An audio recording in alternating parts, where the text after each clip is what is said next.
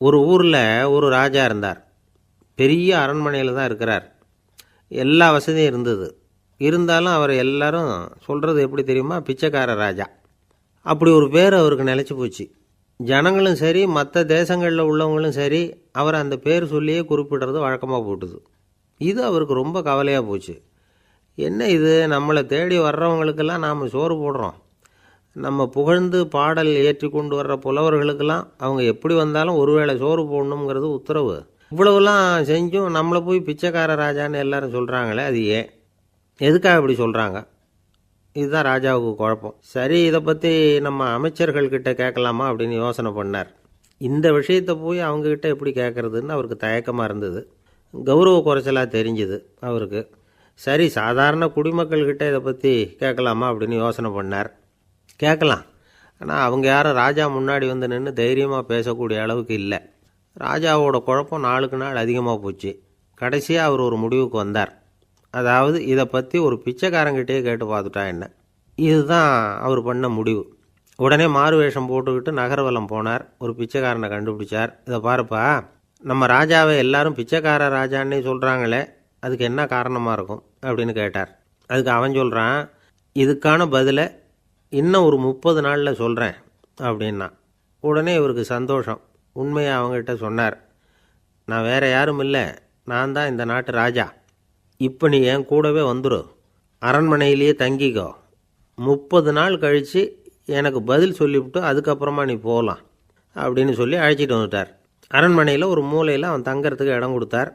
தினம் 2 வேளையும் இவனுக்கு சோறு போடுங்க அப்படின்னு உத்தரவு போட்டார். ராஜா கொடுத்த இடத்துல போய் உக்காந்துக்கிட்டான் அந்த பிச்சைக்காரன். தினமும் அந்த அரண்மனையில் நடக்கிறதையெல்லாம் கவனிச்சிக்கிட்டு வந்தான். வேளைக்கு சாப்பாடு வரும், சாப்பிட்டுக்கிட்டு இருக்கான். இப்படி 30 நாள் முடிஞ்சுது. ராஜா வந்தார். என்ன, என்னோட கேள்விக்கு பதில் என்னன்னு கண்டுபிடிச்சிட்டியான்னார். கண்டுபிடிச்சிட்டேன்னா. என்ன எல்லாரும் பிச்சைக்கார ராஜான்னு சொல்கிறாங்களே, அது நியாயமாக படுதா உனக்குன்னு கேட்டார்.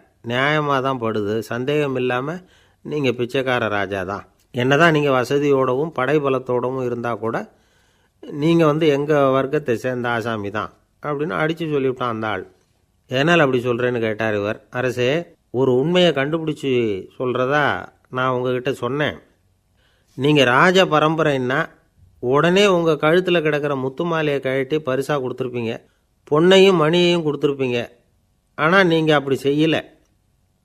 என்னை ஒரு மூலையில் உட்கார வச்சு 2 வேளை சோறு போட சொன்னீங்க.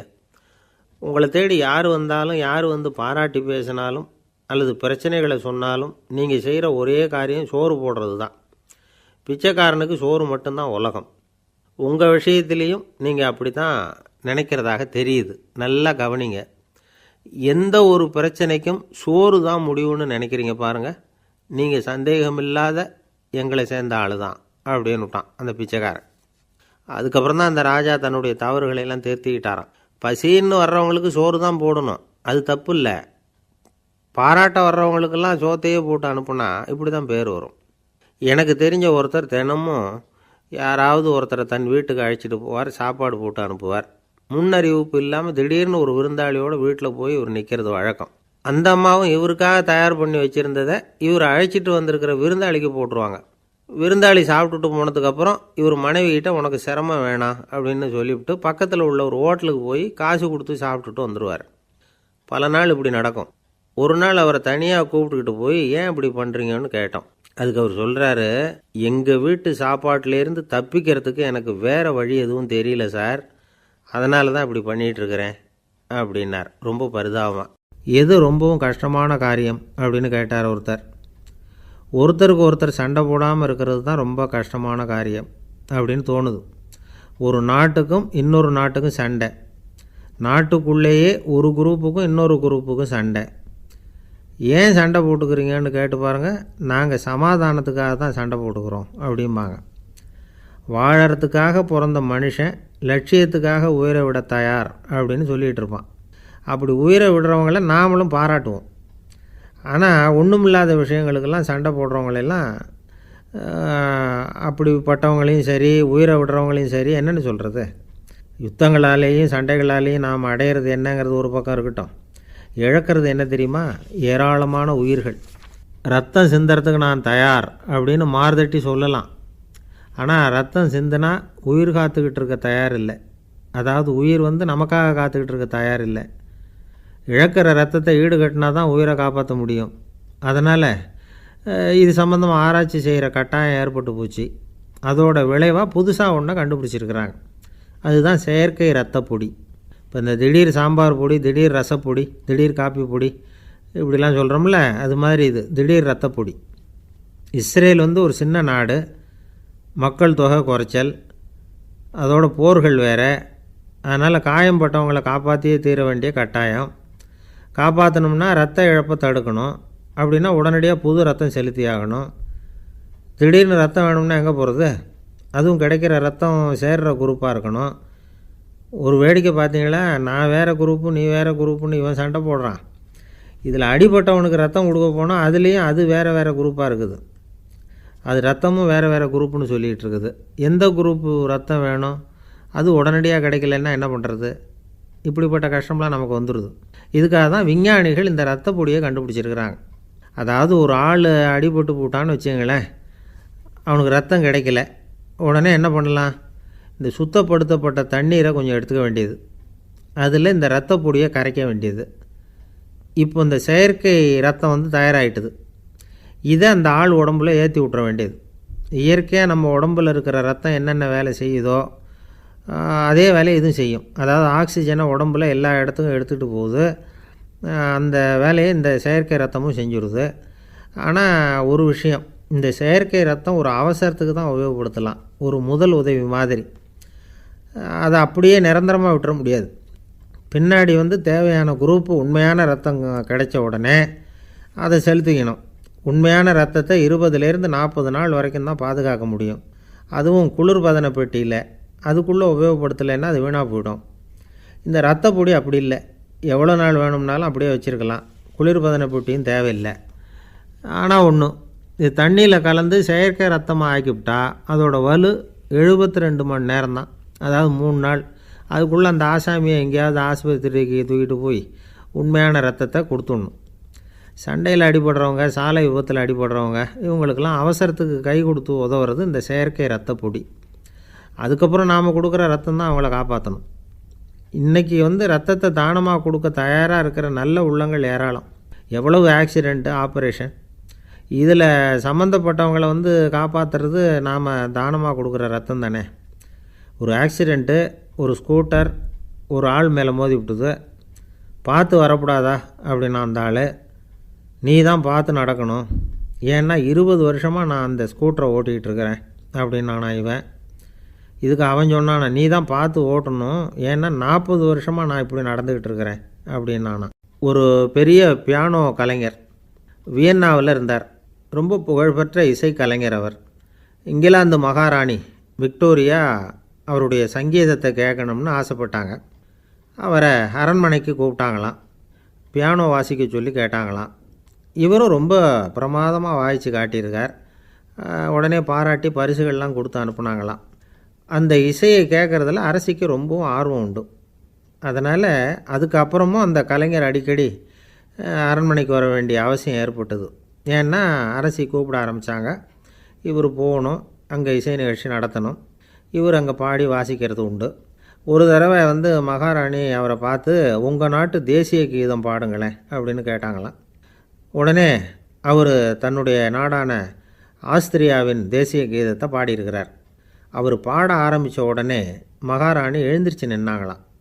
அதுக்கு மரியாதை செலுத்துகிற நோக்கத்தோடு பாட்டு முடிகிற வரைக்கும் அப்படியே நின்றுக்கிட்டு இருந்தாங்களாம்.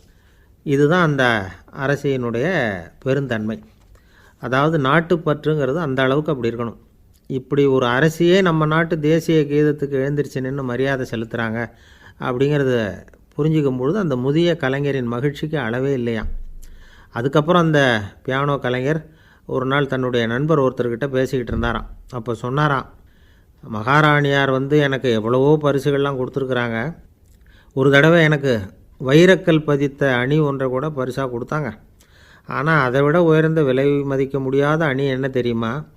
நான் என்னுடைய நாட்டு தேசிய கீதத்தை நான் பாடுறப்போ அவங்க எழுந்திரிச்சு நின்று மரியாதை செலுத்தினாங்களே, அதுதான் எனக்கு கிடைச்ச மிகப்பெரிய பரிசு அப்படின்னாராம். எனக்கு தெரிஞ்ச சங்கீத வித்வான் ஒருத்தர் இருக்கார். சமீபத்தில் ஒரு நாள் அவரை பார்த்தேன். எப்படி போயிட்டுருக்கு உங்கள் தொழில் அப்படின்னு கேட்டேன்.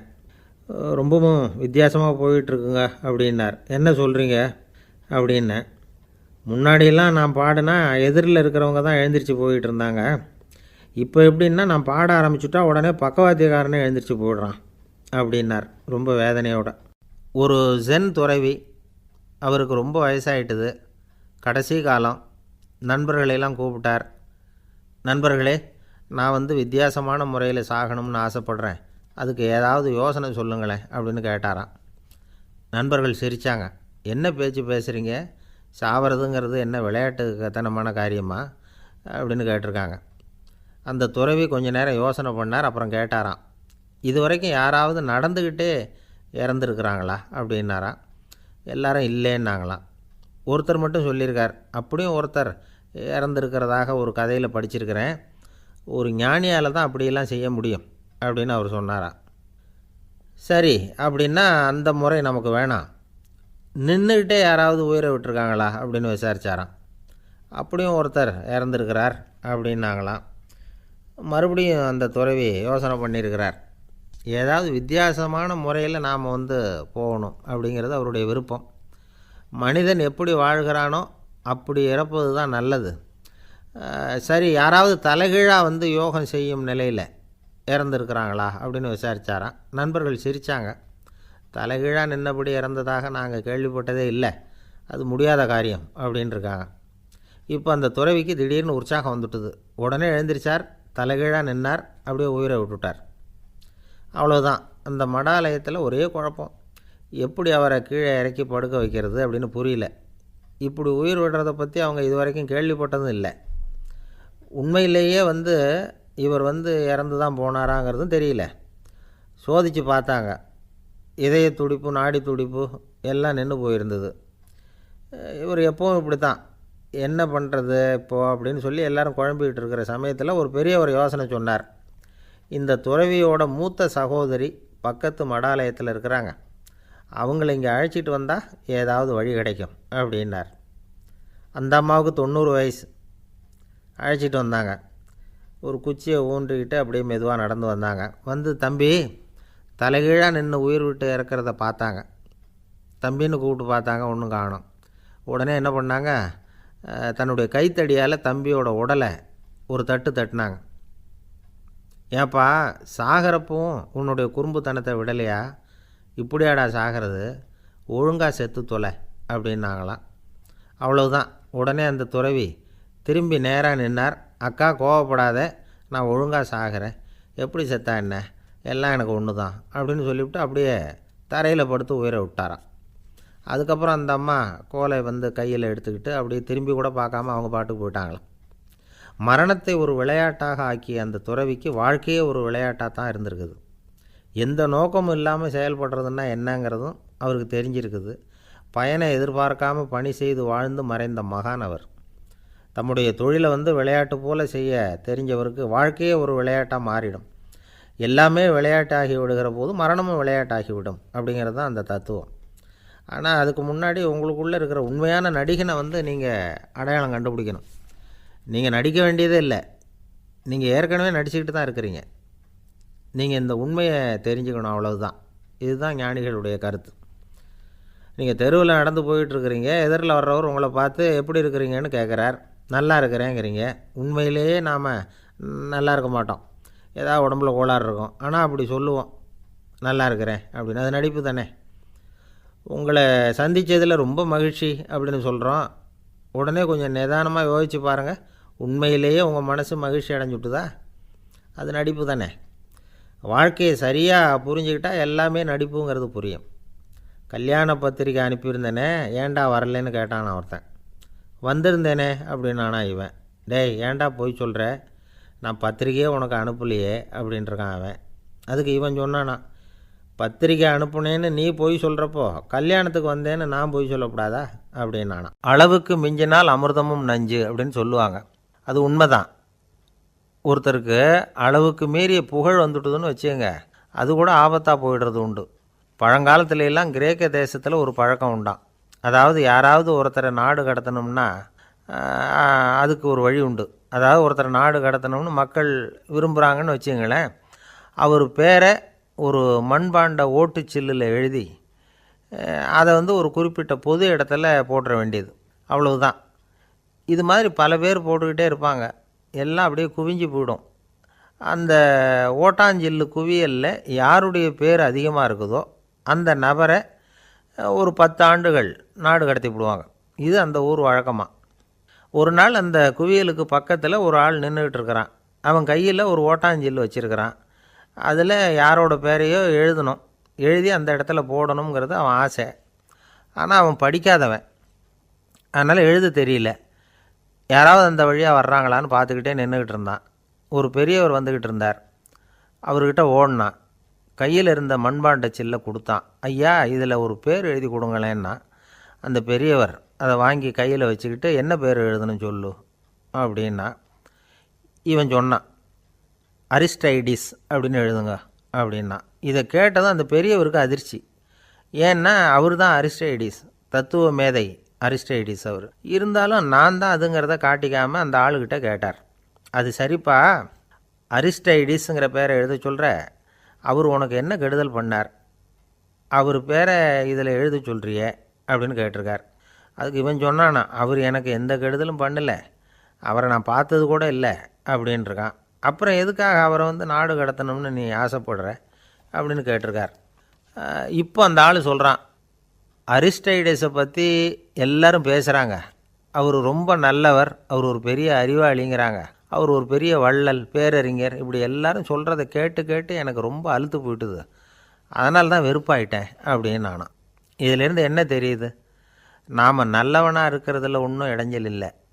ஆனால் நம்மளை நல்லவன் நல்லவன் எல்லாரும் சொல்ல ஆரம்பிச்சிட்டாங்கன்னு வச்சுக்கோங்க, அப்போ இடைஞ்சல் ஆரம்பம்னு அர்த்தம். எதுவுமே அளவுக்கு மிஞ்சி போகாமல் பார்த்துக்க வேண்டியது ரொம்ப அவசியம். அளவுக்கு அதிகமாக ஆசைப்படாதவங்களில் ஆப்ரஹாம் லிங்கனும் ஒருத்தரான். அவர் ஒரு தடவை தன்னுடைய நண்பர்கள்கிட்ட பேசிக்கிட்டு இருந்தாராம். ஒருத்தர் கேட்டிருக்கார், ஒரு மனுஷனுக்கு கால்கள் எவ்வளோ உயரம் இருக்கணும் அப்படின்னு கேட்டாராம். இதுக்கு ஆப்ரஹாம் லிங்கன் சொன்னாராம், அது என்ன, இடுப்புலேருந்து தரையை தொடுற அளவுக்கு உயரம் இருந்தால் போதும் அப்படின்னாராம். ஒரே ஒரு ஊரில் ஒரு ராஜா இருந்தார். அவர் பேரில் மக்களுக்கு ரொம்ப மரியாதை. அவ்வளவு நல்லா ஆட்சி புரிஞ்சிக்கிட்டு வந்தார். அவருக்கு வயசாகிட்டுது.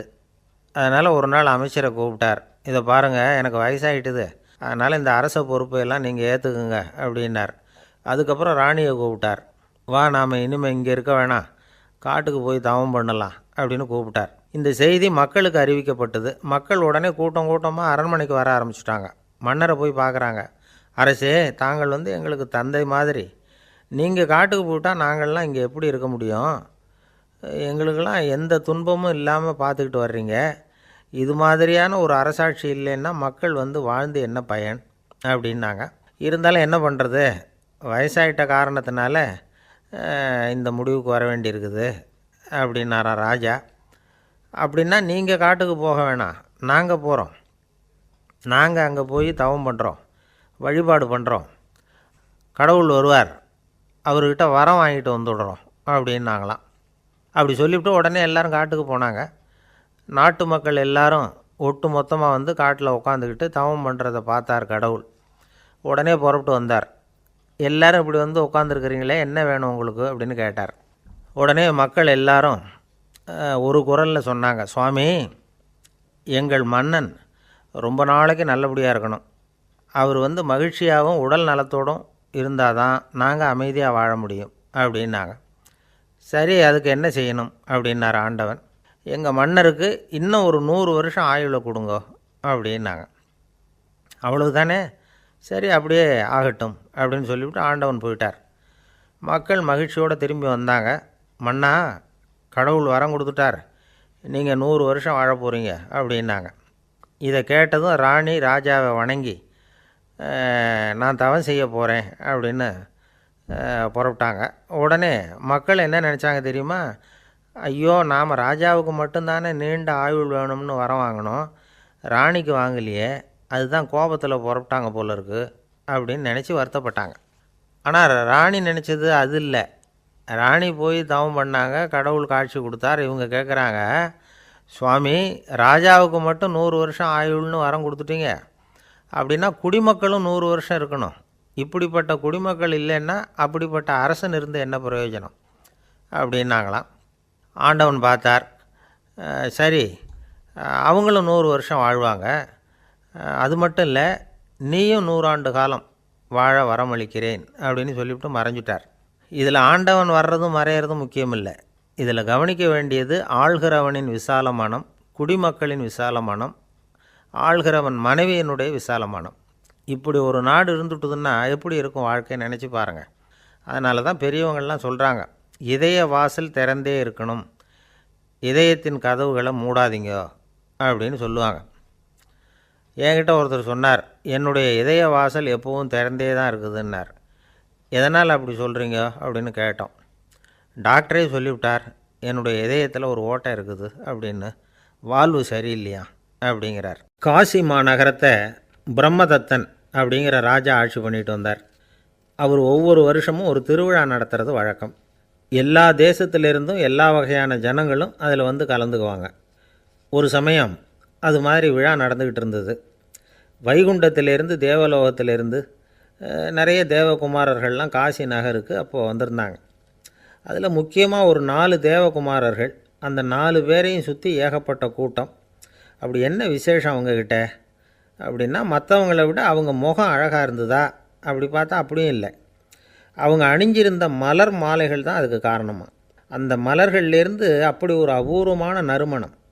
இதுக்கு முன்னாடி இப்படி ஒரு நறுமணத்தை அந்த ஊர் ஜனங்க அனுபவிச்சதே இல்லை. அதுதான் அந்த 4 பேரையும் சுற்றி கூட்டம்.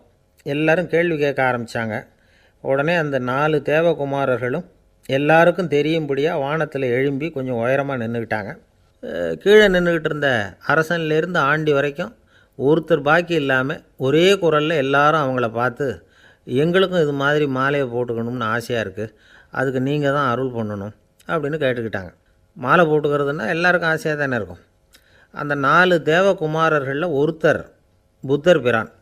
அவர் சொன்னார், பூலோகவாசிகளே, நான் சொல்கிறத கொஞ்சம் பொறுமையாக கேளுங்க. கக்காரு அப்படிங்கிற கற்பக விருஷத்தின் மலர்களால் தொடுக்கப்பட்டது இந்த மாலை.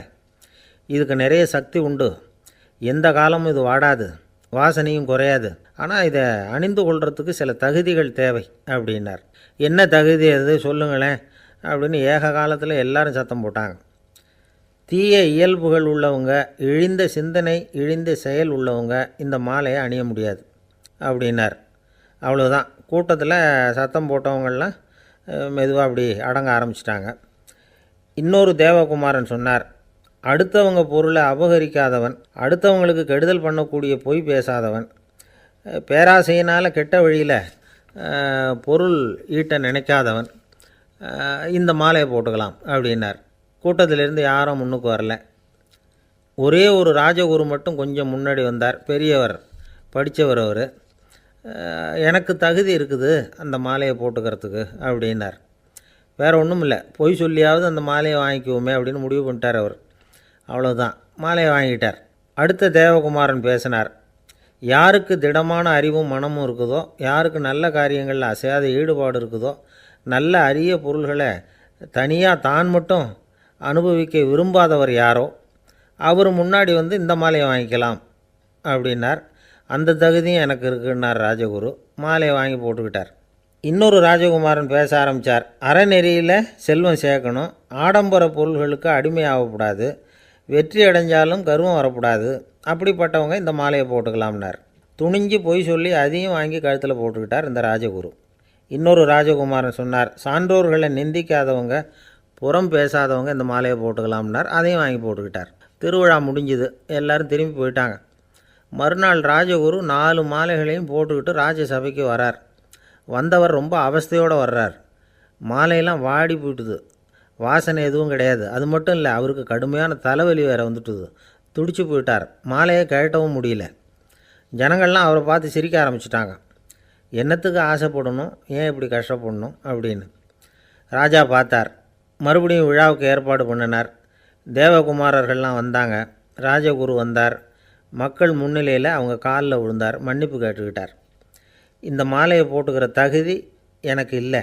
தகுதி இல்லாத ஒருத்தன் தகாத தகுதியை பொய் மூலம் பெறணும்னு ஆசைப்படுறாங்களே, அவங்களுக்கெல்லாம் என்னுடைய தண்டனை ஒரு எச்சரிக்கையாக இருக்கட்டும்னார். அதுக்கப்புறம் தேவகுமாரர்கள் அவர் கழுத்தில் இருக்கிற மாலையை கழட்டினாங்களாம். அந்த மாலைகளும் பழையபடி மனம் கொடுக்க ஆரம்பிச்சுட்டு தான். இதிலேருந்து நாம் தெரிஞ்சுக்க வேண்டியது என்னென்னா, நமக்கு தகுதி இல்லாத ஒரு கௌரவம் நம்மக்கிட்ட தானாக வந்தால் கூட அதை வந்து தவிர்த்து விடுறது தான் நல்லது. அதுதான் புத்திசாலித்தனம். ஒருத்தர் வந்தார், சார் எங்கள் இலக்கிய மன்ற விழாவுக்கு நீங்கள் வந்து தலைமை தாங்கணும்னார். உடனே இவர் சொன்னார், பேச்சாளர், சார் இலக்கியத்தை பற்றி பேசுகிற தகுதி எனக்கு இல்லையே அப்படின்னார். உடனே அவர் கூப்பிட வந்தவர் சொன்னார், அந்த தகுதி உங்களுக்கு இல்லைங்கிறது எங்களுக்கும் தெரியும் சார், அதனால தான் உங்களை தலைமை தாங்க கூப்பிட்றேன் அப்படின்னார். அது சரி, தலைமைன்னா அதுக்கு இவர் என்ன தான் அர்த்தம் பண்ணுறாருன்னு தெரியல. நம்மளில் சில பேர் ரொம்ப தைரியமாக இருப்பாங்க.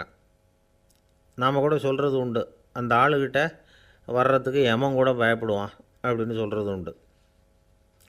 தைரியசாலிகளை நெருங்கிறதுக்கு யமன் பயப்படுவான் அப்படின்னு சொல்கிறது உண்மை தான். அது பொய் இல்லை. மன வலிமை இருக்குது பாருங்கள், அது மனுஷனை காப்பாற்றும். இது வந்து மருத்துவ ரீதியான உண்மை. உடல் கோளாறுகள் மன ஆரோக்கியத்தை பாதிக்கும். மன எழுச்சி, மன போராட்டம் இதெல்லாம் வந்து உடல் இயக்கத்தில் மாறுதலை உண்டாக்குது. சில வகையான நோய்களுக்கும் மனசுக்கும் இருக்கிற சம்பந்தம் என்னங்கிறத பற்றியெல்லாம் இப்போ ஆராய்ச்சி பண்ணுறாங்க. ஆஸ்மா, மூட்டு வலி, பெருங்குடல் அழற்சி, உயர் இரத்த அழுத்தம், சோரியாசிஸுங்கிற தோல் வியாதி, வயிற்று புண்ணு, இந்த தைராய்டு நச்சுத்தன்மை, இது மாதிரி நோய்களை உண்டாக்குறதுல மனசோட பங்கு என்னங்கிறத பற்றியெல்லாம் ஆய்வு பண்ணி பார்த்துருக்குறாங்க. எதுக்கு எடுத்தாலும் சோர்ந்து போகிறது, தோண்டு போகிறது, இப்படிப்பட்ட மனவாகு, அதோட யாரும் நமக்கு உதவ முடியாது அப்படிங்கிற மனோபாவம், கைவிடப்பட்ட மனநிலைமை, இதெல்லாம் வந்து நோயோட தீவிரத்தை ரொம்ப அதிகரிக்க செய்யுதான். இவங்கெல்லாம் அந்த கைகால் வலிக்குது, உடம்பு அசதியாக இருக்குது, தூக்கம் வரல, முதுகு வலிக்குது, உடம்பில் வந்து உணர்ச்சி குறையுது, கைகால் விரல்லாம் மரத்து போகுது, இப்படி ஏதாவது சொல்லிக்கிட்டு டாக்டர்களை தேடி வந்துக்கிட்டு இருப்பாங்க. நெஞ்சு வலி வந்து யாருக்கு வருது தெரியுமா? பதற்றம், போட்டி மனப்பான்மை, அளவுக்கு அதிகமான வேகம், துடிப்பு, பேராசை, எதுலேயும் கட்டுப்பாடு, நேரம் தவறாமை, அப்புறம் இதெல்லாம் வந்து உள்ள மனவாக உள்ளவங்க இருக்கிறாங்கல்ல, அவங்க பெரும்பாலும் நெஞ்சு வலிக்கு ஆளாயிடுறாங்களாம். ஃப்ரீட்மேன் அப்படிங்கிறவர் நிறைய ஆராய்ச்சியெல்லாம் பண்ணி பார்த்துட்டு இதை உறுதிப்படுத்தியிருக்கிறார். அவர் பண்ணின ஆராய்ச்சியில் என்னெல்லாம் தெரிய வந்தது தெரியுமா? பொறுப்பு அதிகம் உள்ளவங்களுக்கு கண்டிப்பாக இரத்த அழுத்தம் வரும், அதிகமாக இருக்குமா. அதே மாதிரி கண்டிப்பாக இருக்கிறாங்கல்ல, அவங்களுக்கும் இரத்த அழுத்தம் அதிகரிக்குமா. இரத்த அழுத்தம் தனக்கு அதிகமாக இருக்குங்கிறத தெரிஞ்சுக்கிட்டவங்க தலைவலி, மயக்கம், இந்த தலை சுத்தல், அசதி, இது மாதிரியான உணர்வுகளை வந்து அவங்களுக்கு வந்துடும், அது மாதிரி உணர்வு. ஆனால் உண்மை என்ன தெரியுமா? இதெல்லாம் வந்து இரத்த அழுத்தத்தினால இல்லை, இரத்த அழுத்தம் கட்டுப்பாட்டுக்குள்ளே இருந்தால் கூட இவங்க இப்படி நினைக்கிறாங்களாம். இதுக்கு காரணம் மனசு தான் அப்படிங்கிறார் அவர். சில பேர் எப்படி தெரியுமா? ஒருத்தர் வந்து மாரடைப்பால் இறந்து போனார் அப்படின்னு கேள்விப்பட்டால் போதும், இறந்து போகிறதுக்கு காரணம் இதயம்தான் அப்படிங்கிற பீதியால், இதய தளர்ச்சி அப்படிங்கிற மனநோயால் பாதிக்கப்படுறார். இவங்கெல்லாம் அடிக்கடி தங்களுடைய இதய பகுதியை தொட்டு பார்த்துக்குவாங்க, நாடியை பிடிச்சி பார்த்துக்குவாங்க, அடிக்கடி மூச்சை உள்ளுக்கு இழுத்து வெளியில் விட்டு வலி வருதா அப்படின்னு பார்த்துக்கிட்டு இருப்பாங்க. வேறு எங்கேயாவது வலிச்சா கூட நெஞ்சை வலிக்குதா அப்படின்னு பார்ப்பாங்க. நெஞ்சு வலிக்குதுன்னு கூட சில பேர் சொல்ல ஆரம்பிச்சிருவாங்க. ஆஸ்மாவுக்கும் மனசுக்கும் சம்பந்தம் உண்டு. தீர்வு காண முடியாத மன போராட்டங்கள் எல்லாத்துக்கும் அடுத்தவங்களையே சார்ந்து இருக்கிற மனநிலை, இதெல்லாம் ஆஸ்மாவினுடைய தீவிரத்தை வந்து அதிகப்படுத்திடும். பயம், இது எப்படின்னா என்ன நடக்குமோங்கிற பதற்ற நிலை, அப்புறம் இந்த பயம், இதெல்லாம் வந்து சுவாசித்தலை வந்து அதிகரிக்க செய்யுது இல்லையா. இதனால் இரத்தத்தின் காரத்தன்மை அதிகமாகி நோயின் தீவிரமும் அதிகமாகுது. மன போராட்டம், மனக்கவலை, மன இறுக்கம், இதெல்லாம் வந்து தோல் வியாதியை தூண்டி விடுதான். இது மாதிரி இன்னும் எவ்வளவோ இருக்குது. அதனால் இன்றைக்கி நமக்கு தேவை என்னென்னா மன வலிமை, மலர்ந்த முகம், இது ரெண்டு இருந்துட்டுதுன்னா பலவிதமான நோய்கள் நம்மக்கிட்ட நெருங்கி வராது. டாக்டர் என்ன நெருங்காமல் இருக்கிறதுக்கு நான் ஒரு காரியம் பண்ணுறேன் அப்படின்னார் ஒருத்தர். அவர் என்ன அர்த்தத்தில் சொன்னார்னா, டாக்டர் வந்து அவரை நெருங்காமல் இருக்கிறதுக்கு அவர் ஒரு காரியம் பண்ணுறாராம். நண்பர்கிட்ட சொன்னார். நண்பர் கேட்டார், அது என்ன காரியம் பண்ணுற அப்படின்னு கேட்டார். தினம் ஒரு ஆப்பிள் பழம் சாப்பிட்றேன்னார் அவர். ஏன்னா ஆங்கிலத்தில் ஒரு பழமொழி சொல்லுவாங்கள்ல, an apple a day keeps doctor away அப்படிம்பாங்க. ஒரு ஆப்பிள் பழம் சாப்பிட்டா டாக்டர் விலகியே இருப்பார், டாக்டர்கிட்ட போக வேண்டிய அவசியம் இருக்காது. அப்படிங்கிறதுக்காக அந்த பழமொழி சொல்கிறது. என்ன, நான் யாருமே நெருங்காமல் இருக்கிறதுக்கு நான் ஒரு காரியம் பண்ணுறேன்னார் இன்னொருத்தர். டாக்டர் நெருங்காமல் இருக்கிறதுக்கு ஆப்பிள் பழம் சாப்பிட்றேன்னார் அவர். என்னை யாருமே நெருங்காமல் இருக்கிறதுக்கு நான் ஒரு காரியம் பண்ணுறேன்னார் இன்னொருத்தர். அது என்னன்னு கேட்டோம். தினம் ஒரு பூண்டு சாப்பிட்றேன்னார். ஏ கார்லிக் எ டே கீப்ஸ் எவ்ரிபடி அவே அப்படின்னு அதுக்கு ஒரு புது விளக்கமும் கொடுத்தார். என்னை விட யோக்கியம் இந்த உலகத்தில் வேறு யாரும் இல்லை சார் அப்படின்னார் ஒருத்தர். அவரை விட அயோக்கியன் வேறு யாரும் இருக்க முடியாதுங்கிற முடிவுக்கு கேட்டவங்க வந்துட்டாங்களாம். மனுஷனுக்கு இருக்கிற ஒரு மிகப்பெரிய குறையே தன்கிட்ட இருக்கிற குறை அவனுக்கு தெரியாமல் போகிறது தான். ஆனால் அடுத்தவங்ககிட்ட இருக்கிற குறை இவனுக்கு தெளிவாக தெரிஞ்சிடும். ஒரு ஒட்டகம் ஒரு கொக்கை பார்த்து ஒரு கேள்வி கேட்டு தான். என்ன கேள்வி தெரியுமா? உன் கழுத்து ஏன் இப்படி வளைஞ்சி போயிருக்குது அப்படின்னு கேட்டிருக்கு. இதுக்கு உடம்பே வளைச்சல். இது போய் கொக்கை கிண்டல் பண்ணுது. இன்றைக்கி மனித சுபாவமும் கிட்டத்தட்ட இப்படி தான் இருக்குது. இந்த உலகத்தில் குறையில்லாத மனிதர்கள் யாரும் கிடையாது, நாம் உள்பட. அப்படிங்கிறத முதல்ல நாம் நல்லா புரிஞ்சுக்கணும். ஒரு ஊரில் ஒரு விற்பனை நிலையம் இருந்தது. செல்ல பிராணிகளை விற்பனை செய்கிற நிலையம் அது. நாய், கிளி, பூனை இப்படி நிறைய வச்சு விற்பனை பண்ணிகிட்ருக்குறாங்க. நாய்க்குட்டி விற்பனை செய்கிற பகுதியில் ஒரு சிறுவன் நின்றுக்கிட்டு இருந்தான்.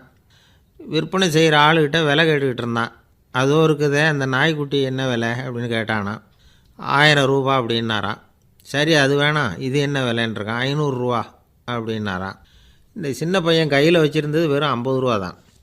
அதனால் இதை விட குறைச்சலாக கிடைக்குமான்னு பார்த்துருக்கான். அந்த கடையில் ஒரு மூலையில் சரியாக கவனிக்கப்படாமல் ஒரு நாய்க்குட்டி படுத்து கிடந்தது. பாவமாக கத்திக்கிட்டு இருந்தது. அதை பார்த்ததுமே இவனுக்கு அது ரொம்ப பிடிச்சி போச்சு.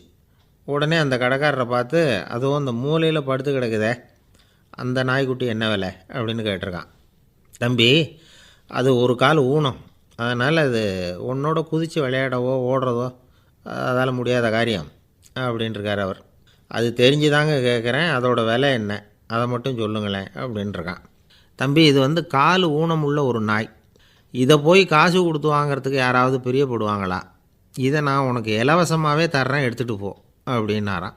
இதை கேட்டதும் அந்த சிறுவனுக்கு கோவம் வந்துட்டு தான். நீங்கள் ஒன்றும் சும்மா கொடுக்க வேணாம், இந்தாங்க 50 ரூபா, இதை வச்சுக்கிட்டு நாய்க்குட்டியை கொடுங்க அப்படின்ட்டுருக்கான். அவருக்கு ஒன்றும் புரியல, ஆச்சரியமாக இருந்தது. சரின்னு பணத்தை வாங்கிட்டு நாய்க்குட்டியை தூக்கி கொடுத்தார். அந்த சிறுவன் அந்த நாய்க்குட்டியை 2 கையாலையும் வாங்கினா, மார்போடு பிரியமாக சேர்த்து அணைச்சிக்கிட்டான். தெருவில் இறங்கி நடக்கிறான். அப்படி நடக்கும்பொழுது தான் பார்க்குறார், கடைக்காரர் ஆச்சரியமாக அவனை பார்க்குறார். அப்போ தான் அவருக்கு ஒரு விஷயம் புரியுது. அந்த சிறுவன் தெருவில் நாய்க்குட்டியை மார்போடு அணைச்சிக்கிட்டு விந்தி விந்தி நடந்து போய்கிட்டு இருக்கிறான். ஆமாம், அவனுக்கும் ஒரு கால் ஊனம். இந்த நாய்க்குட்டியை யாருமே வாங்க மாட்டாங்கன்னு நினச்சிக்கிட்டு இருந்தார். குறையுள்ள அதுக்கும் ஒரு எஜமானன் கிடச்சிட்டான். அதனால் ஊனம் ஒரு குறை இல்லை அப்படிங்கிற உண்மையை அந்த கடைக்காரர் புரிஞ்சுக்கிட்டாரான். நம்மால் ஒருத்தர் கொஞ்சம் வயசானவர், எழுந்திரிச்சு சரியாக நடக்க முடியாது, சாய்வு நாற்காலியிலேயே எப்பவும் உட்காந்துருப்பார். அவர் தனக்கு துணையாக ஒரு நாயை பக்கத்தில் வச்சுருந்தார். அதுவும் ரொம்ப வயசான ஒரு நாய், எழுந்திரிக்கவே சிரமப்படும், நடக்கவும் முடியாது. அவர் பக்கத்துலேயே இதுவும் சோர்ந்து போய் படுத்து கிடக்கும். அந்த பெரியவரை பார்க்க வந்த ஒருத்தர் கேட்டார், ஏங்க, ஒரு சின்ன பையனை உங்களுக்கு துணையாக வச்சுக்கப்படாதா? இந்த நாயை உங்களுக்கு பாதுகாப்பாக வச்சுருக்கிறீங்களே, உங்களுக்கு ஒரு ஆபத்துன்னா இது எப்படி உங்களுக்கு உதவ முடியும் அப்படின்னார். அப்போ அவர் சொன்னாராம், எனக்கு ஒரு ஆபத்துன்னா அந்த சமயத்தில் இந்த நாய் என்னை தனியாக விட்டுட்டு ஓடி போயிடாமல் இருக்கணும்ல, அதுக்காக தான் இதை நான் வச்சுருக்கிறேன் அப்படின்னாராம். ஒரு ஆள் அசையாமல் கிடக்கிறார். அவர் இருக்காரா போயிட்டாராங்கிறத எப்படி முடிவு பண்ணுறோம்? அவர் மூக்குக்கு முன்னாடி புறங்கையை வச்சு பார்க்குறோம், மூச்சு வருதா இல்லையா அப்படிங்கிறத கண்டுபிடிக்கிறதுக்காக. மூச்சுங்கிறது அவ்வளவு முக்கியமான ஒரு விஷயம். சுவாசம் இல்லைன்னா எதுவுமே இல்லை. நம்ம பூமி இருக்க அது கூட சுவாசிக்குதுங்கிறத சோவியத் விஞ்ஞானிகள் கண்டுபிடிச்சிருக்கிறாங்க. பூமிக்கு மேலே இருக்கிற மண் அடுக்கில் காற்றில் உள்ள ஆக்சிஜன் ஆக்சிகரணம் அடையுது அப்படின்னு தான் இதுவரைக்கும் எல்லோரும் நம்பிக்கிட்டு இருந்தாங்க. ஆனால் இப்போ என்ன கண்டுபிடிச்சிருக்கிறாங்கன்னா, அந்த ஆக்சிஜன் பூமிக்குள்ளே 1 கிலோமீட்டர் ஆழம் வரைக்கும் ஊடுருவி போகுதான். பூமிக்குள்ளே 2 பக்கமும் பல கிலோமீட்டர் வரைக்கும் பரவுதான். பூமிக்குள்ளே இருக்கிற நீர்நிலை அடுக்குகள் தான் நுரையீரல் செய்கிற வேலையை செய்யுதான். நம்ம உடம்புல நுரையீரல் இல்லைன்னா ஒன்றும் நடக்காது. ஒரு மரத்தை தலைகீழாக தொங்க போட்டால் எப்படி இருக்கும் அப்படி யோசிச்சு பாருங்கள். அப்படி தான் இதுவும், நுரையீரலும் அப்படி தான் இருக்கும். வலது பக்கம் ஒன்று, இடது பக்கம் ஒன்று. வலது பக்கம் நுரையீரல் கொஞ்சம் பெருசாக இருக்கும், நுட்பமான நரம்பு குழாய்கள் அதில் இருக்கும். கோடிக்கணக்கான நுண்ணிய குழாய்களை வச்சுக்கிட்டு தான் அது வேலை செய்யுது. 25 கோடி குழாய்கள் இருக்கும். அதை அப்படியே முழுசாக பிரித்து பரப்புனா ஒரு டென்னிஸ் கோர்ட்டில் பாதி பரப்பளவு இருக்குமா. நுரையீரல் நிறம் கருஞ்சிவப்பு தான். புகை அதிகமாக உள்ளே போச்சுன்னா அது கருப்பாகிடுது. காற்றுல உள்ள பிராணவாயுவை இது இழுத்து எடுத்துக்கிட்டு ரத்தத்தை சுத்தப்படுத்துகிற முக்கியமான வேலையை இது செய்யுது. அசுத்த காற்றை வெளியில் அனுப்பி வச்சுருது. ஒருத்தர் வேகமாக ஓடி வரார், அவருக்கு மூச்சு இறைக்கும். பயங்கரமாக எதையாவது பார்த்து விடுறார், உடனே மூர்ச்சை ஆகிடுவார். இது மாதிரி சமயங்களில் வேறு எந்த தூண்டுதலும் இல்லாமல் நுரையீரல் தானாகவே இயங்கும்.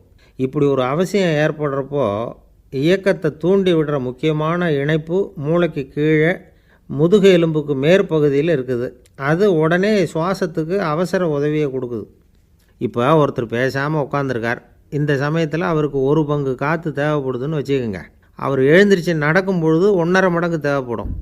ஓடுனார்னா 3 மடங்கு தேவைப்படும். படுத்துருக்கிறப்ப 1/2 மடங்கு தான் தேவைப்படும்.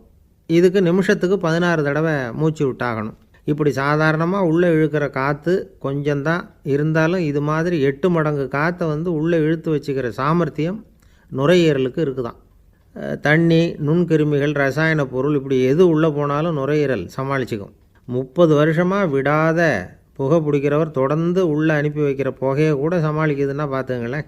உள்ளே போகிற புகை நுட்பமான சுவாச முடிச்சுகளை அழிச்சு விடுது. கறி புகை அது மேலே படிஞ்சு உபயோகம் இல்லாமல் பண்ணிவிடுது. ஆனாலும் தேவைக்கு அதிகமாக 8 மடங்கு கூடுதலாக சுவாச முடிச்சுகள் நம்ம உடம்புக்குள்ளே இருக்கிறதுனால சமாளிக்க முடியுது. சமாளிக்க முடியலன்னா சில சமயம் மூச்சு திணறும். அதை ஒரு எச்சரிக்கையாக எடுத்துக்கிட்டு புகை பிடிக்கிற பழக்கத்தை விட்டுடணும். அதுதான் நல்லது. ஆனால் அப்படி யார் விடுறது? இணை பிரியாத 2 நண்பர்கள் இருந்தாங்களாம். 2 பேரும் விடாமல் சிகரெட்டு குடிக்கிறவங்க. அதில் ஒருத்தன் செத்து போட்டான். இன்னொருத்தன் அதுக்கப்புறம் 2 சிகரெட்டாக குடிக்க ஆரம்பித்தானா. ஏன் இப்படி பண்ணுறேன்னு கேட்டிருக்காங்க. நான் 1 சிகரெட்டு தான் குடிக்கிறேன், செத்து போன என்னுடைய ஃப்ரெண்டு இருக்கானே செத்து போனவன், அவனுக்காக இன்னொரு சிகரெட்டு குடிக்கிறேன் அப்படின்னு நானா. இது ரொம்ப ஆபத்து, விட்டுடு அப்படின்னு சொல்லியிருக்காங்க. சரின்னு ஒத்துக்கிட்டான். ஆனால் அதுக்கப்புறமும் 1 சிகரெட் வீதமாக குடிச்சிக்கிட்டே இருந்தான். சிகரெட்டு பழக்கத்தை நீ இன்னும் விடலையான்னு கேட்டாங்களாம். அந்த பழக்கத்தை நான் எப்போவோ விட்டுட்டேன், இப்போ நான் குடிக்கிறது என் ஃப்ரெண்டுக்காக அப்படின்னு நானா. இவங்கெல்லாம் எப்படி திருந்துறது? ஒரு ஊரில் ஒரு ராஜா இருந்தார். அவர் அடிக்கடி காட்டுக்கு வேட்டையாட போவார். சில நண்பர்களையும் கூட அழைச்சிக்கிட்டு போவார். காட்டுக்கு போனதும் ஆளுக்கு ஒரு பக்கமாக போய் வேட்டையாடுவாங்க. சாயந்தரமாக திரும்பி வருவாங்க. மறுநாள் அரண்மனையில் உட்காந்து ஒவ்வொருத்தரும் அவங்க அனுபவங்களையெல்லாம் சொல்லிக்குவாங்க. அவங்க வீரத்துக்கு தகுந்த மாதிரி பரிசை அந்த ராஜா கொடுப்பார். இது மாதிரி ஒரு தடவை எல்லோரும் வேட்டைக்கு போயிட்டு திரும்பி வந்ததும் உட்காந்து பேச ஆரம்பிச்சிருக்கிறாங்க.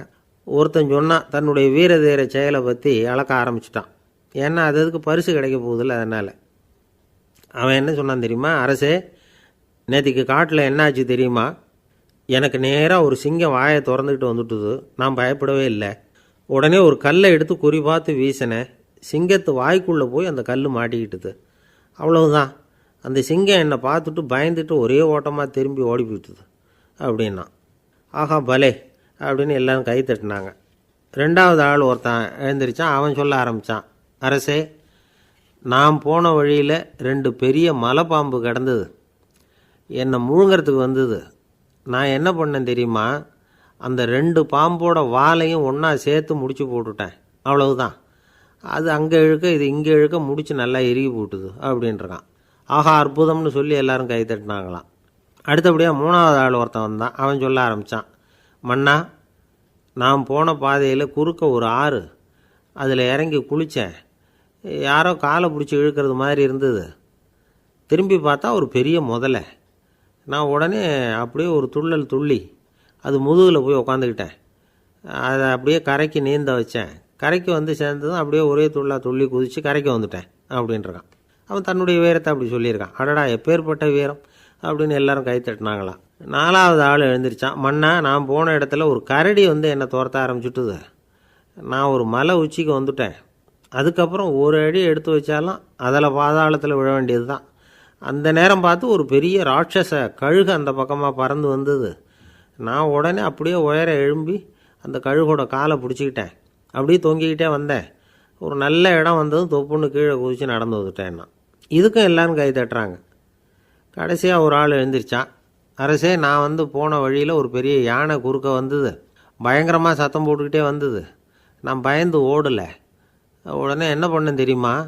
அந்த யானையோட வாலை பிடிச்சி தூக்கினேன். தலைக்கு மேலே தூக்கி கரன்னு சுற்றினேன். வேகமாக சுற்றி வீசி எறிஞ்சேன். அவ்வளவுதான். அதே ஸ்பீடில் அந்த யானை மேலே போக ஆரம்பிச்சுட்டுது. இன்னும் கூட அது போய்கிட்டே தான் இருக்குது, கீழே விழவே இல்லைன்னா. இதை கேட்டதும் ராஜாவுக்கு கோபம் வந்துட்டுது. என்ன முட்டாள்னு நினச்சிக்கிட்டு பேசுகிறியா? யானையை நீ வாழை பிடிச்சி தூக்குன, அதை நான் நம்பணுமா அப்படின்னார். உடனே இவன் பணிவாக பதில் சொன்னான். அரசே, ஒரு சிங்கத்து வாயில் கல் மாட்டிக்கிட்டதை நம்புறீங்க, மலைப்பாம்பு வாழை பிடிச்சி முடிச்சு போட்டதை நம்புறீங்க, முதல்ல முதுகில் சவாரி பண்ணதையும் நம்புறீங்க, கழுகு காலை பிடிச்சிக்கிட்டு பறக்கிறதையும் நம்புறீங்க. அப்படி நம்புறப்போ நான் சொன்னதை மட்டும் நம்பக்கூடாதா அப்படின்னு கேட்டானான். பொய் சொன்னவங்கெல்லாம் தலையை தொங்க போட்டுக்கிட்டாங்களாம். ராஜா அவங்கள பார்த்து சொன்னாராம், நீங்கள் எல்லாரும் என்னை முட்டாளாக்கியிருக்கிறீங்க. கடைசியாக பேசின இவன் தான் எனக்கு உண்மை எது பொய் எதுங்கிறத புரிய வச்சிருக்கிறான். இவன் தான் உண்மையான தைரியசாலி அப்படின்னு சொல்லி அவனுக்கே பரிசையெல்லாம் கொடுத்து பாராட்டினாராம். இப்படி ஒரு கதை. உண்மையை நிலைநாட்டுகிறவன் தான் உண்மையான வீரன் அப்படிங்கிறத இதிலிருந்து நாம் புரிஞ்சுக்கணும். இந்த காலத்துல எல்லாம் பொய் சொன்னால் தான் பிழைக்க முடியுங்கிறது ஒரு சில பேரோட நம்பிக்கை. ஒரு அப்பாவுக்கு தன் மகனுக்கு பொய் சொல்ல தெரியலையேங்கிற கவலை. பொய் சொன்னால் தான் இந்த உலகத்தில் பிழைக்கலாம், ஆனால் இவனுக்கு அது தெரியலையே, அதனால் இவனை அழைச்சிட்டு போய் நடுக்கடலில் விட்டுட்டு வந்துடுவோம் அப்படின்னு அழைச்சிட்டு புறப்பட்டான். கடற்கரைக்கு போனான். மகனுக்கு சந்தேகம், எங்கேப்பா என்னை அழைச்சிட்டு போகிறேன்னு கேட்டிருக்கான். கடலில் மீன் பிடிக்க கற்றுக் கொடுக்க போகிறேன் உனக்கு அப்படின்னானா. நான் ஏற்கனவே மீன் பிடிச்சிட்டேனேன்னானா இவன் மகன். எங்கே அதுன்னு கேட்டிருக்கான் அப்பங்காரன். சுட்டு சாப்பிட்டுட்டேன்ருக்கான் புள்ள. அப்பங்காரன் பார்த்தான், சரி நம்ம புள்ள பொழைச்சிக்கோ அப்படின்னு சொல்லி திருப்பி அழைச்சிட்டு வந்துட்டானான். ஒரு தடவை நாரதர் ஒரு தெரு வழியாக போய்கிட்டு இருந்தார். வழியில் ஒருத்தர் வேத சாஸ்திரம்லாம் படிச்சுக்கிட்டு உட்காந்துருந்தார். அவர் நாரதரை பார்த்து எங்கே போயிட்டுருக்குறீங்கன்னு கேட்டார். கடவுளை பார்த்துட்டு வரலாம்னு போயிட்டுருக்கிறேன் அப்படின்னார் நாரதர். அப்படின்னா அவர்கிட்ட எனக்கு எப்போ முக்தி கிடைக்கும்னு கேட்டுட்டு வாங்களேன் அப்படின்னார் இவர். சரி கேட்டு வரேன் அப்படின்னு சொல்லிவிட்டு நாரதர் நடந்தார். கொஞ்சம் தூரத்தில் ஒரு மரத்தடியில் ஒரு தொழிலாளி செருப்பு தைச்சிக்கிட்டு உட்காந்துருந்தார். அந்த ஆளும் அதே மாதிரி கேட்டுக்கிட்டார். எனக்கு எப்போ முக்தி கிடைக்கும்னு கடவுள்கிட்ட கேட்டுக்கிட்டு வாங்களேன்னார். அவர்கிட்டையும் சரின்னு சொல்லிவிட்டு நாரதர் நேராக வைகுண்டத்துக்கு வந்து சேர்ந்தார். கடவுளை பார்த்தார். இவங்க ரெண்டு பேரும் சொல்லி அனுப்பின விஷயத்தை பற்றி கேட்டார். அதுக்கு கடவுள் சொன்னார், அந்த செருப்பு தைக்கிற தொழிலாளி உடல் நீத்ததும் உடனே என்னை வந்து அடைவான். ஆனால் அந்த சாஸ்திரம் படித்த ஆள் இப்போதைக்கு என்கிட்ட வந்து சேரமாட்டான். அவன் இன்னமும் பல பிறவிகள் எடுத்து அங்கேயே இருக்க வேண்டியிருக்குது. எப்போ இங்கே வந்து சேருவான்னு எனக்கே தெரியாது அப்படின்னார். நாரதருக்கு இதோட ரகசியம் என்னங்கிறது புரியல. எனக்கு ஒன்றும் புரியலையேன்னாரான் கடவுள்கிட்ட. சீக்கிரம் புரிஞ்சுக்குவேன், நீ திரும்பி போகிறப்போ நான் இங்கே வைகுண்டத்தில் என்ன செஞ்சுக்கிட்டு இருக்கேன்னு கேட்டால், ஒரு ஊசியின் துவாரத்தில் ஒரு யானையை கோத்துக்கிட்டு இருக்கிறேன்னு அவங்கக்கிட்ட சொல்லு அப்படின்னார் கடவுள் சிரிச்சுக்கிட்டே. நாரதர் பூமிக்கு திரும்பினார். கடவுளை பார்த்தீங்களா எப்படி இருக்கார் அப்படின்னு விசாரித்தார் வேத சாஸ்திரம் படித்தவர். ஓ பகவானா, அவர் யானையை ஊசியின் காதில் நுழைச்சிக்கிட்டு இருக்கிறார் பார்த்தேன்னார் நாரதர். ஊசி காதில் யானையா? அது எப்படி முடியும்? நீங்கள் சொல்கிறத நான் நம்ப மாட்டேன்னு விட்டார் அவர். சரி, இந்த ஆளுக்கு இறைவன் பேரில் நம்பிக்கை இல்லை அப்படிங்கிறத நாரதர் புரிஞ்சுக்கிட்டார். அடுத்தபடியாக அந்த தொழிலாளி இருந்த இடத்துக்கு போனார். இறைவனை பார்த்தீங்களான்னு கேட்டார் அவர். பார்த்தேன், ஒரு ஊசி துவாரத்தில் யானையை கோத்துக்கிட்டு இருந்தார் அப்படின்னு சொல்லிவிட்டு நாரதர் அந்த ஆள் முகத்தை கவனித்தார். அந்த தொழிலாளி இதை கேட்டுட்டு கொஞ்சம் கூட ஆச்சரியப்படலை. அவரால் முடியாத காரியம் கூட உண்டானார்.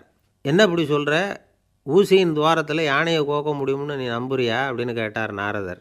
நிச்சயமாக நம்புகிறேன்னார் அவர். அது எப்படி அப்படின்னு கேட்டார் இவர். இதோ பாருங்கள், நான் இந்த ஆலமரத்தடியில் தான் தினமும் உட்காந்துருக்கிறேன். தினமும் இந்த மரத்திலிருந்து எவ்வளவோ பழம் கீழே விழுது.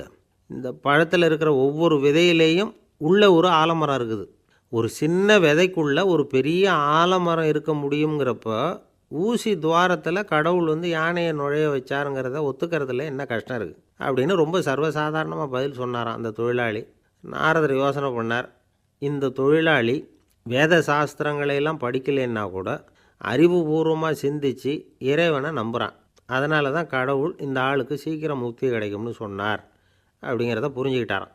இந்த கதையில் வர்ற கடவுள், நாரதர், வைகுண்டம் இதெல்லாம் ஒரு பக்கம் இருக்கட்டும், ஒரு சின்ன விதைக்குள்ளே ஒரு பெரிய ஆலமரம் தூங்கிக்கிட்டு இருக்கு அப்படிங்கிற உண்மை, அந்தரத்தில் 1000 கிரகங்கள் சுற்றிக்கிட்டு இருக்குங்கிற உண்மை, இதெல்லாம் நாம் பார்த்துக்கிட்டு தானே இருக்கிறோம். இந்த உண்மைகள் அதிசயமாக நமக்கு தெரியறதுனால அதை நம்பாமல் இருந்துட முடியாது.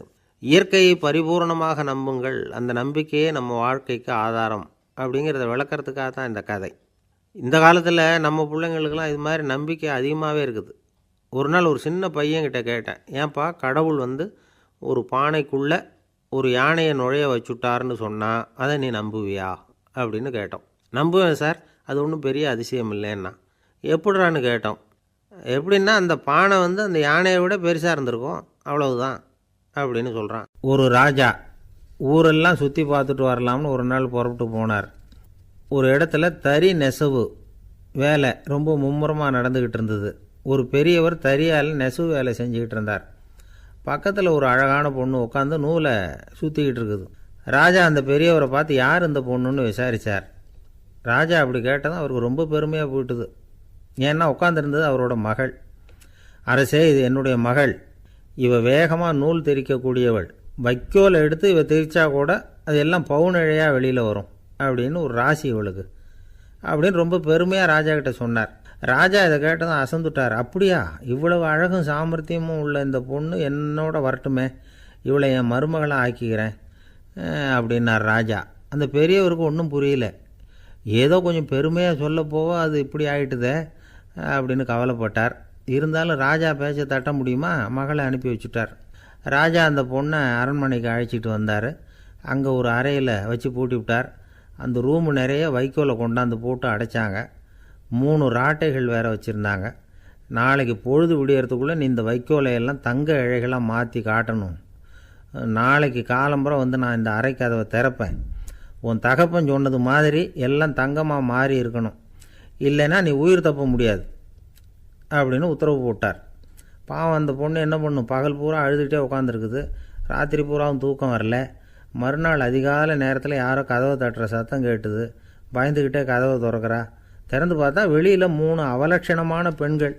ஒருத்திக்கு வந்து கால் அகலமாக முறை மாதிரி இருக்குது, இன்னொருத்திக்கு கட்டை விரல் கரண்டி மாதிரி பெருசாக இருக்குது, 3ஆவது பொண்ணுக்கு உதடு தடித்து ரப்பர் மாதிரி தொங்கிக்கிட்டு இருக்கு. யார் நீங்கள், உங்களுக்கு என்ன வேணும் அப்படின்னு கேட்குது இந்த பொண்ணு. நாங்கள் உங்களுக்கு உதவி செய்கிறதுக்கு தான் வந்திருக்கிறோம் அப்படின்னு சொல்லி உள்ளே வந்தாங்க. உட்காந்தாங்க. கொஞ்ச நேரத்துக்குள்ளே உள்ளே இருந்த வைக்கோலையெல்லாம் தங்க இழைகளாக மாற்றி கொடுத்துட்டு போயிட்டாங்க. காலையில் ராஜா வந்தார், பார்த்தார். ஆகா பேஷுனார். இன்னும் கொஞ்சம் வைக்கோலை கொண்டாந்து அந்த ரூமில் போட சொன்னார். இந்த வைக்கோலையும் இன்றைக்கி தங்கமாக மாற்றிவிடு, நாளைக்கு மறுநாள் உனக்கும் இளவரசனுக்கும் கல்யாணம்னு சொல்லிவிட்டார். இன்றைக்கி ராத்திரி அந்த 3 பொண்ணுங்களும் வந்தாங்க. வைக்கோலை பொண்ணு இழைகளாக மாற்றினாங்க, புறப்பட்டாங்க. இந்த பொண்ணு அவங்க காலில் விழுந்து வணங்கினா. என் உசுரை காப்பாற்றினீங்க, உங்களுக்கு நான் என்ன கைமாறு செய்ய போகிறேன் அப்படின்னா. பயப்படாத, நீ விரும்பினா எங்களுக்கு ஒரு உதவி செய்யலாம். உன்னுடைய கல்யாணத்துக்கு நாங்கள் 3 பேரும் வரோம். நீ எங்களை வந்து வரவேற்று ராஜாக்கிட்டேயும் இளவரசர்கிட்டையும் நாங்கள் வந்து உன்னோட பெரியப்பா பொண்ணுங்கன்னு சொல்லி அறிமுகப்படுத்தி வை, நாங்கள் விருந்து சாப்பிட்டுட்டு போயிடுறோம் அப்படின்னாங்க. ரொம்பவும் சந்தோஷமாக சரின்னு ஒத்துக்கிட்டா. கல்யாண நாள் வந்தது. கல்யாணம் ரொம்ப கோலாகலமாக நடந்துக்கிட்டு இருக்கு. எல்லா தேசத்து ராஜா ராணிகளும் வந்துக்கிட்டு இருக்கிறாங்க. அந்த 3 அவலட்சணமான பொண்ணுங்களும் வந்து சேர்ந்தாங்க. யார் இவங்கன்னு கேட்டார் ராஜா. என் பெரியப்பா பொண்ணுங்க அப்படின்னா அந்த பொண்ணு. காலும் உதடும் கட்டை விரலும் ஏன் இப்படி உங்களுக்கு அவலட்சணம் ஆயிட்டுது அப்படின்னு கேட்டார். அதுக்கு அந்த பொண்ணுங்க பதில் சொன்னாங்க. என்ன செய்கிறது, ஓயாமல் வைக்கோலை நூற்று ஒருத்தியோட கட்டை விரல் அப்படி கரண்டி மாதிரி ஆயிட்டுது.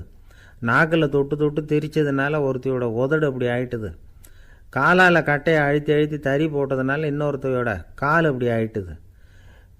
உங்கள் மருமகளாக வந்திருக்கிற இந்த பொண்ணு அந்த 3ஐயுமே செய்ய தெரிஞ்சவ தான். என்ன ஆக போதும் இன்னும் கொஞ்ச நாளில் அப்படின்னாங்க. அவ்வளவுதான். ராஜா பயந்துட்டார். அம்மா, இன்னையிலேருந்து நீ இளவரசனின் மனைவி. நீ எப்பவும் அழகாக இருக்கணும். அதனால் நீ இனிமேல் வைக்கோலை திரிக்கவே கூடாது அப்படின்னு உத்தரவு போட்டார். அவளை இக்கட்டான சூழ்நிலையிலேருந்து காப்பாற்றின அந்த 3 பொண்ணுங்களும் சந்தோஷமாக திரும்பி போயிட்டாங்களாம். சுவாமி சின்மயானந்தர் இந்த கதையை சொல்லியிருக்கிறார். தன்னலம் மறந்து சுயலாபத்தை வந்து தியாகம் செய்கிறது வைக்கோல்லேருந்து தங்க இழையை நூக்கிறது மாதிரி அப்படிங்கிறார் அவர். அது இருக்கட்டும், இப்போ நம்ம கதைக்கு வருவோம். ஒரு ராஜா தன்னோட மகனுக்கு சுயவரம் நடத்தினார். எல்லா தேசத்திலிருந்தும் ராஜகுமாரர்கள் வந்திருந்தாங்க. ராஜகுமாரியை கல்யாணம் பண்ணிக்கலாம்ங்கிற ஆசையில் சுயம்பர மண்டபத்திலேருந்து எல்லா ராஜகுமாரர்களும் அலறி அடிச்சுக்கிட்டு வெளியில் ஓடி வந்துக்கிட்டு இருக்கிறாங்களாம். ஏன் இப்படி எல்லாரும் மிரண்டு போய் ஓடி வர்றாங்கன்னு கேட்டார் ஒருத்தர். அதுக்கு இன்னொருத்தர் விவரம் சொன்னார். ராஜகுமாரியை இன்றைக்கி தான் அவங்க நேரில் பார்த்தாங்களாம், அதுதான் அப்படி ஓடி வந்துக்கிட்டு இருக்கிறாங்க அப்படின்னார். ஒரு பெரியவர் உட்கார்ந்துருக்கிறார். அவரை சுற்றி அவருடைய தோழர்கள் உட்கார்ந்துருக்கிறாங்க. ஏதோ ஒரு முக்கியமான செய்தியை அவர் வந்து அவங்களுக்கு சொல்லிக்கிட்டு இருக்கிறார். அவங்களும் ஆர்வமாக கேட்டுக்கிட்டு இருக்கிறாங்க. இந்த சமயத்தில் யாரோ ஒரு ஆள் வேகமாக அங்கே வர்றார். வர்ற வேகத்திலேயே எனக்கு ஏதாவது உதவி செய்யுங்க அப்படின்னு கேட்டுக்கிட்டே வர்றார். கேட்குறது உதவி, ஆனால் குரல் வந்து மிரட்டுறது மாதிரி இருக்குது, அதட்டி கேட்குறது மாதிரி இருக்குது. இதை கேட்டதும் அந்த பெரியவர் ஆத்திரப்படலை, ஆனால் அவரை சுற்றி இருந்தவங்க ஆத்திரப்பட்டாங்க. இதை பெரியவர் கவனித்தார். கொஞ்சம் அமைதியாக இருங்கன்னார். வந்தவரை கூப்பிட்டார். அவருக்கு சில பொருள்களை கொடுத்தார். என்னங்க இப்போ உங்களுக்கு மகிழ்ச்சி தானே அப்படின்னார். ஆ அப்படின்னு அலட்சியமாக அவர் சொல்கிறார். நான் உங்களை நல்ல முறையில் நடத்தினேன்னா அப்படின்னு கேட்குறாரு அவர் மறுபடியும். அதெல்லாம் ஒன்றும் இல்லை அப்படின்னு சொல்லி அவர் சொல்லிகிட்டு இருக்கிறாரு. குரலில் வந்து கடுமை குறையில. சுற்றி இருந்தவங்களால் இதை பொறுத்துக்க முடியல. கோபத்தோடு அவரை நோக்கி நெருங்க ஆரம்பித்தாங்க. பெரியவர் அவங்களையெல்லாம் தடுத்து நிறுத்தினார். வந்தவரை வாங்க என்னோட அப்படின்னு சொல்லி அழைச்சிட்டு போனார். வீட்டுக்கு போனார். அங்கே போனதும் இன்னும் சில பொருள்களை எடுத்து அவர்கிட்ட கொடுத்தார். இப்போ திருப்தி தானே, நான் உங்ககிட்ட நல்ல முறையில் நடந்துக்கிட்டேனா அப்படின்னார். அவர் முகம் இப்போ தான் கொஞ்சம் மலர்ந்தது. ரொம்ப நன்றி, இறைவன் வந்து உங்கள் குடும்பத்துக்கு எல்லா நன்மைகளையும் செய்வான் அப்படின்னு சொன்னார். இதே வார்த்தைகளை என்னுடைய தோழர்கள்கிட்டே வந்து சொல்லிட்டீங்கன்னா அவங்க கோபம் தணிஞ்சிரும், வர முடியுமான்னார். கண்டிப்பாக வர்றேன் அப்படின்னாரு. மறுநாள் காலையில் அந்த இடத்துக்கு வந்தார். அதே மாதிரி சொல்லிவிட்டு அவர் போயிட்டார். தோழர்கள்லாம் ரொம்ப வியப்போடு பெரியவரை பார்த்தாங்க. அந்த பெரியவர் தான் நபிகள் நாயகம். அவர் சொன்னார், ஒருத்தன் ரொம்ப ஆசையாக ஒரு ஒட்டகத்தை வளர்த்துக்கிட்டு வந்தான். ஒரு நாள் அந்த ஒட்டகம் வந்து கயத்தை அறுத்துக்கிட்டு ஓடி போயிட்டுது. அக்கம் பக்கத்தில் இருக்கிறவங்கெல்லாம் அந்த ஒட்டகத்தை பிடிக்கிறதுக்கு முயற்சி பண்ணாங்க. அதை துரத்திக்கிட்டு ஓடினாங்க. ஒட்டகம் வந்து தாறுமாறாக ஓட ஆரம்பிச்சிது. இந்த சமயத்தில் ஒட்டகத்தை வளர்த்தவன் அங்கே ஓடி வந்தான். நீங்கள் அதை ஒன்றும் செய்ய வேணாம், விட்டுருங்க, அதோட சுபாவம் எனக்கு நல்லா தெரியும், அதை சுலபமாக என்னோடய வழிக்கு கொண்டுட்டு வந்துட முடியும், நான் பார்த்துக்கிறேன், விட்டுருங்கோ அப்படின்னா. எல்லாரும் விலகி போயிட்டாங்க. இவன் என்ன செஞ்சான் தெரியுமா? கொஞ்சம் புல்லை கையில் எடுத்துக்கிட்டு அந்த ஒட்டகத்தை நெருங்கினான். அவ்வளவுதான். அது ஓடி வந்து இவன் காலடியில் உட்காந்துக்கிட்டது. செல்லமாக அதை அப்படியே தடவி கொடுத்தான். முதுகில் ஏறி உட்காந்துக்கிட்டான். அது பாட்டுக்கு சாதுவாக நடந்து போகுது. இந்த கதையை நபிகள் நாயகம் தம்முடைய தோழர்களுக்கு சொல்கிறார். ஒட்டகத்தை மட்டும் இல்லை, சில மனிதர்களையும் கூட சில விதத்தில் அணுகி தான் அவர்களை வந்து சீர்திருத்த வேண்டியிருக்குது அப்படிங்கிறத அவங்களுக்கு உணர்த்தினார். இது ஒரு அழகான உளவியல் அணுகுமுறை. சில குடும்ப தலைவர்கள் கூட இந்த ஒட்டகம் மாதிரி நடந்துக்கிறது உண்டு, அப்புறம் அடங்கி போகிறதும் உண்டு. ஒரு குடும்ப தலைவர் காலையில் எழுந்திரிச்சதுலேருந்து சத்தம் போட்டு கத்திக்கிட்டு இருப்பார். பக்கத்தில் இருந்தவங்கெல்லாம் ஓடி போய் சமாதானம் பண்ணி பார்த்தாங்க. அவர் ஓயறது மாதிரி தெரியல. கடைசியில் அவர் மனைவி வந்தாங்க. நீங்கள் எல்லாம் விலகி போயிடுங்க, அவர் சுபாவம் எனக்கு தெரியும், நான் பார்த்துக்கிறேன் அப்படின்னாங்க. சரின்னு எல்லோரும் போயிட்டாங்க. சாயந்தரமாக வந்து பார்க்குறாங்க, அவர் சத்தம் இல்லாமல் ஒரு மூலையில் உட்காந்துருக்கிறார். ரொம்ப சாதுவாக. ஆச்சரியமாக இருந்தது. என்னம்மா பண்ணீங்கன்னு கேட்டாங்க. அது ஒன்றும் இல்லைங்க, ஒரு வேளை சாப்பாட்டை நிறுத்தினேன், பட்னி போட்டேன், அவ்வளவுதான் அப்படின்னாங்க அந்த அம்மா. பொங்கல் திருநாள். பொங்கல் திருநாள்னால் இது ஏதோ அறுவடை திருநாள் அப்படின்னு சொல்லுவோம். அதாவது வருஷம் பூரா நாம் பாடுபட்டு அதனுடைய பலனை அனுபவிக்கிற நாள் அப்படிங்கிறது நாம் சொல்லிகிட்டு இருக்கிறது. இது முக்கியமாக இது வந்து ஒரு நன்றி அறிவிப்பு நாள் அப்படின்னு சொல்லுவாங்க. இன்றைக்கி வந்து நிறைய நன்றி அறிவிப்பு கூட்டம்லாம் நடந்துக்கிட்டு இருக்குல்ல, அது மாதிரி விவசாயிகள் நடத்துகிற ஒரு நன்றி அறிவிப்பு விழா இது. யாருக்கு நன்றி சொல்கிறாங்கன்னா ஆதவனுக்கு. அதாவது சூரியன் இல்லைன்னா விவசாயம் இல்லை. அதனால் ஆதவனுக்கு நன்றி செலுத்துகிற நாளாக இந்த பொங்கல் திருநாளை நாம் கொண்டாடுறோம். அதாவது இந்த பொங்கலில் வந்து விவசாயிகள்கிட்டேருந்து நிறைய பண்புகளை நாம் தெரிஞ்சுக்க வேண்டிய நாள் இது. விவசாயிகள் வந்து அவங்க விவசாயம் முன்னேறி இருக்கிற அளவுக்கு விவசாயிகளுடைய வாழ்க்கை தரம் முன்னேறலை. அந்த அளவுக்கு அவர்கள் வந்து நாட்டுக்காக உழைச்சிக்கிட்டு இருக்கிறாங்க. அந்த காலத்துலேயே அதை பற்றி ஒரு கதை சொல்கிறது உண்டு. ஒரு வயசான ஆள் நிலத்தில் ஏறு உழுதுகிட்டு இருந்தாராம். கிழிஞ்சு போன ஒரு சின்ன துண்டை தான் இடுப்பில் கட்டியிருந்தாராம். தலையில் ஒரு கந்தலை சுற்றி இருந்தார். உடம்பு பூரா சேரு. ரொம்ப ஏழை. ஏறு ஓட்டிகிட்டு இருக்கிறவர் வேறு எப்படி இருப்பார்? இருந்தாலும் அந்த ஆள் ரொம்ப ஜாலியாக பாட்டு பாடிக்கிட்டே ஏறு உழுதுகிட்டு இருந்தாராம். உடம்புல தான் அவர் ஏழையை தவிர மனசில் ஒரு ஏழையாக தெரியல. அந்த சமயத்தில் அந்த நாட்டு ராஜா அந்த பக்கமாக குதிரை மேலே வந்தாராம். வேட்டைக்கு போயிட்டு பரிவாரங்களோடு திரும்பி வந்துக்கிட்டு இருக்கிறார். ரொம்ப செல்வ செழிப்பில் இருக்கிற ராஜா அவர் இந்த வயசான விவசாயியை பார்த்துருக்கார். இந்த ஆள் ரொம்பவும் ஏழைங்கிறது அவர் பார்த்தாவே பளிச்சுன்னு தெரியுது.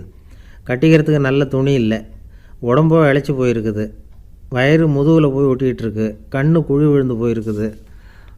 ஆனாலும் முகத்தை பார்த்தா சந்தோஷமாக இருக்கிற மாதிரி இருக்குது. இவ்வளவு உற்சாகமாக பாடிக்கிட்டு இருக்கிறாரே அப்படின்னு ஆச்சரியமாக நினச்சி பார்த்தார் அந்த ராஜா. சரி, அவர்கிட்ட கொஞ்சம் பேச்சு கொடுத்து பார்க்கலாம் அப்படின்னு முடிவு பண்ணார்.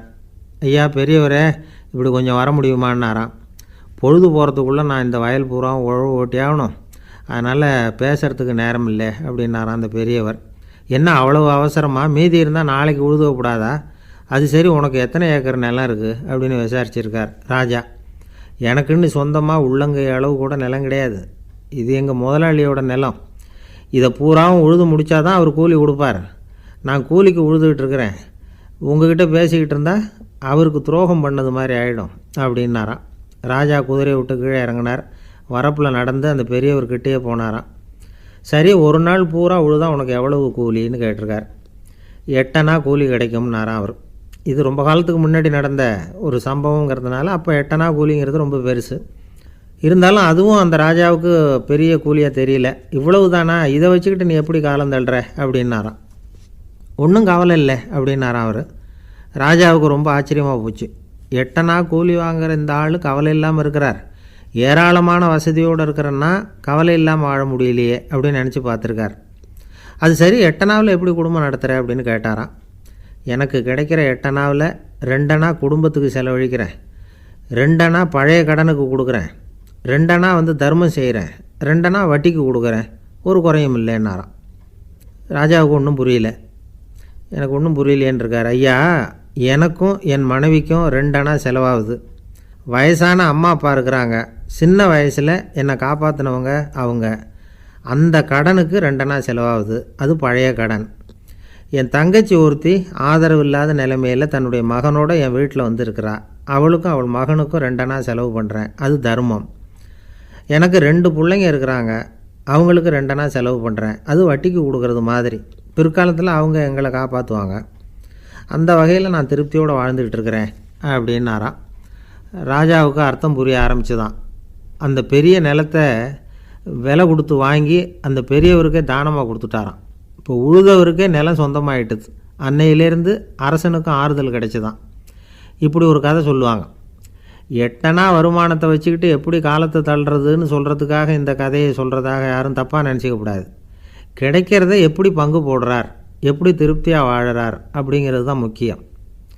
அது மாதிரி இன்றைக்கு இந்த பொங்கல் திருநாளில் உழவர்கள் மனசு மகிழ்ச்சியாக இருந்ததுன்னா அது எல்லாரும் மகிழ்ச்சியாக இருக்கிறது மாதிரி அர்த்தம்.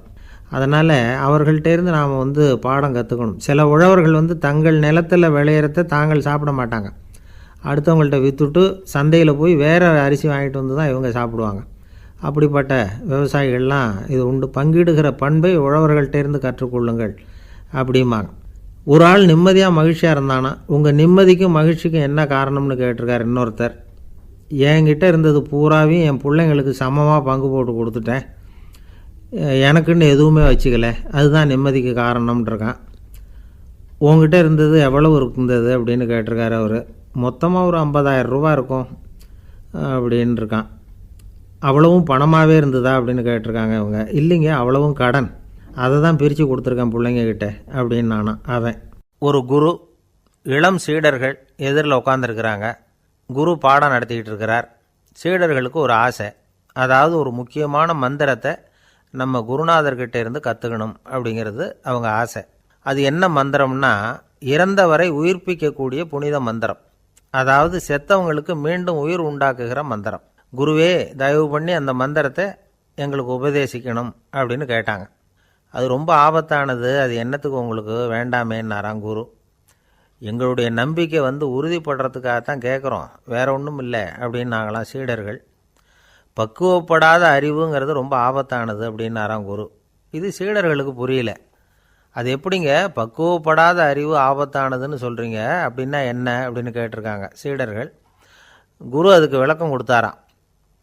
அந்த மந்திரத்தை எப்போ பயன்படுத்தணுங்கிறது முக்கியம்.